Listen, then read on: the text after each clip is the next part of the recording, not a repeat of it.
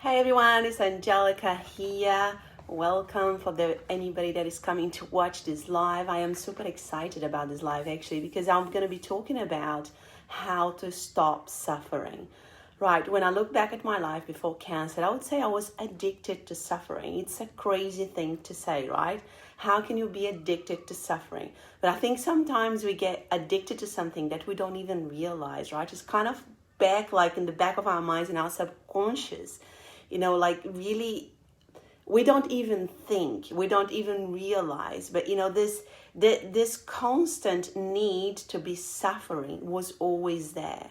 And during my cancer treatment, I really had a massive realization of this addiction to suffering, and I started learning how I could let go of this need to be suffering all the time, because I had a journey ahead of me that I was for sure going to suffer, right?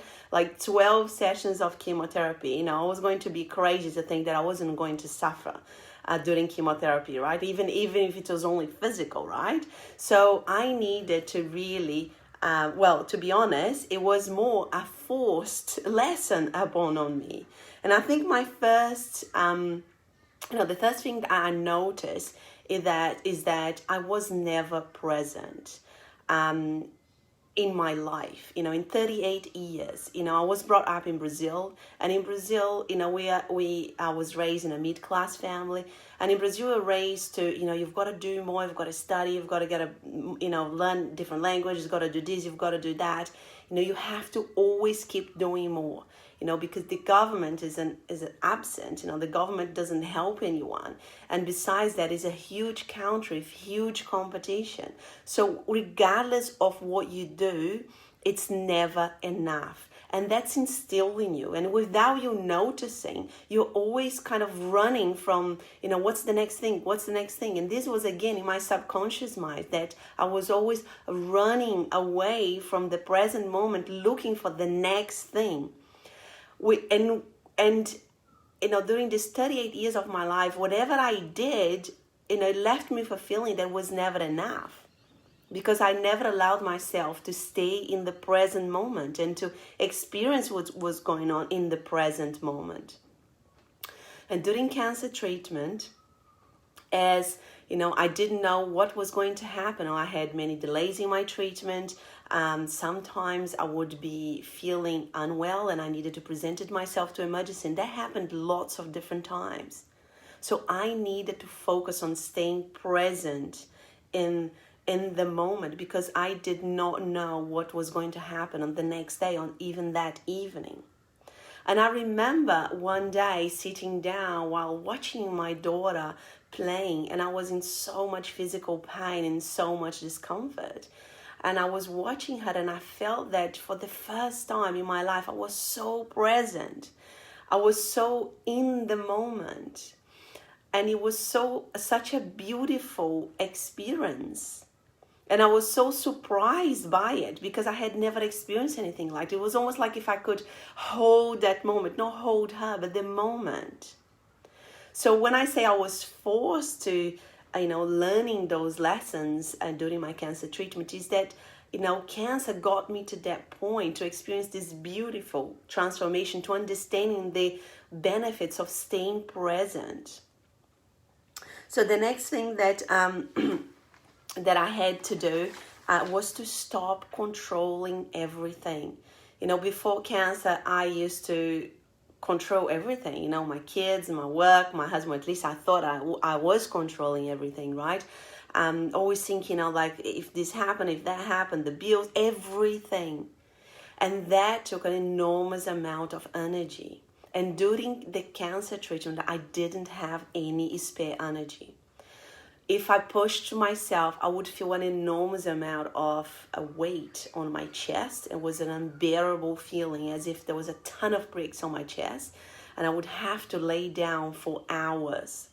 So I had to learn very well how to balance my energy. That was real, because that was a scary feeling, and sometimes I didn't know if it was, an issue. So I didn't want, once I felt that, I didn't want to feel like that again. So I had to balance my energy throughout, the day and my whole treatment. So I didn't get there.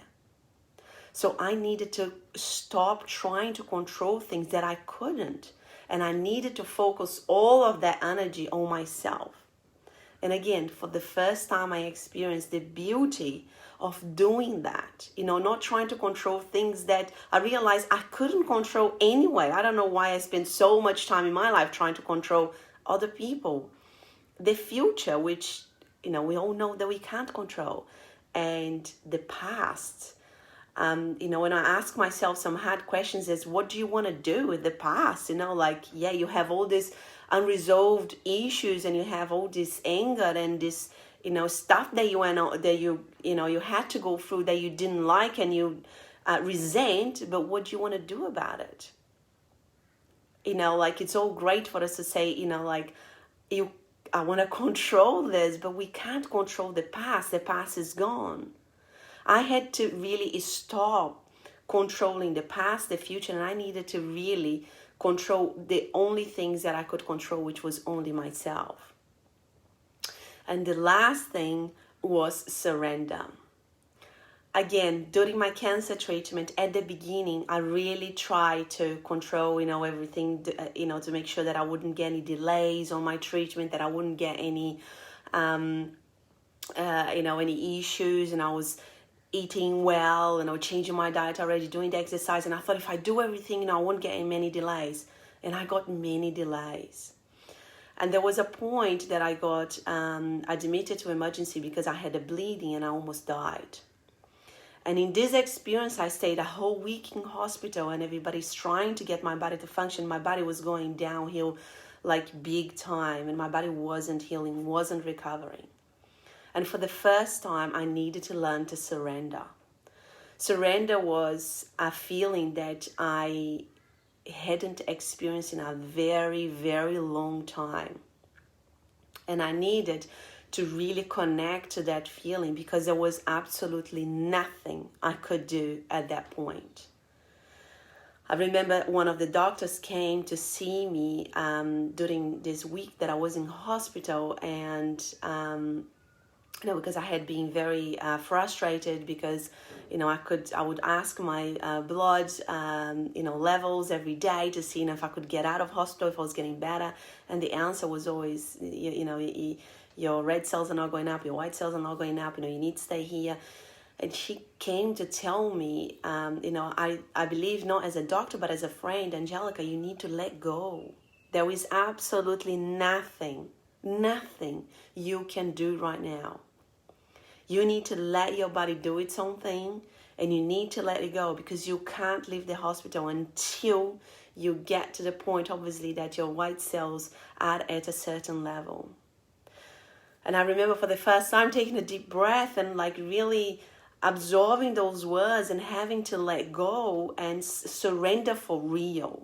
I needed to surrender for real. I wasn't going to joke with that anymore. That was my life. I got to the point that, like I said, my body was not recovering. I had 2 blood transfusions, I had iron transfusions, and my body was still not recovering. So I know I needed to take this seriously. And it wasn't until I surrendered that my body started recovering. And again, I experienced the magic of, letting go and trusting, which is something that I had never done because I've been trying all my life to control everything. So, when I talk about suffering, I speak to an enormous amount of people that, when we get to the point of saying, do you want to let this go? Do you want to create more vitality? Do you want to, let go of these unresolved emotional issues? Do you want to create a different life? And you come across people saying, yes, but, I'm not sure. But what about this? How I'm going to, we are wired to kind of be in this constant state of protecting ourselves. And within that, we are suffering. But we can all find freedom within ourselves. And if I can say one tool, for you to resolve with everything that I've talked about, to stop the control and to surrender, and to really stay present, It is with meditation. You know, and when I talk about meditation, I don't want you to think that you're going to sit for 5 minutes and you're going to all of a sudden become a monk, because that's not how it works. Again, you need to come into the practice just with a feeling like of no expectation whatsoever. You know, if you're going through, you know, an inside state of, you know, I feel like I'm in constant suffering, I feel like I want to let go of control, I feel like I want to surrender, I feel like, you know, I want to stay more present because I'm always distracted. You know, show up to your meditation practice for 5 minutes a day. And keep the consistency going. It's 5 minutes. And just keep being consistent with that practice. And you will start noticing subtle differences in your day-to-day life. You know, I do the work I do because I don't want anyone to get where I have been. You know, it's almost like I want to shake that old version of Angelica and say, wake up, you're on the path to sickness, you're on a path to a daring diagnosis. There is so much we can do each day that can change whatever we are going through, physically or emotionally. But, you know, the only way to do that is to show up to ourselves daily. I hope this is helpful to you guys. Thank you so much, Terry, for your comment. I can see you like, sorry, I was a little bit on a roll. Yes, it drains you trying to control. You're right. It so drains you. And it's not until you start connecting with the, you know, the amount of energy you have. And when you're trying to control something, you can feel like it's almost like a river coming out of you of energy. And you are left with nothing. And in fact, that hasn't got you anywhere because you can't control anything else other than yourself. And it's an illusion to think we can control the future. It's an illusion to think we can control other people. It's an illusion for us to think that we can control, you know, anything, a dog, a baby, anything, right? And the quicker we kind of come into terms with that, the quicker we start focusing and taking all of our energy to ourselves and controlling what we can control. You know, what goes in our minds, what goes in our bodies, what we do each day. Thank you so much, Elisa, for being here. I'm really happy that you're saying this is inspiring. If you have any questions, guys, about it, you know, how can you incorporate this day to day? You know, how can you do that? Please, you know, feel free to ask me. Thank you so much for being here, and I'll see you guys next time. Take care.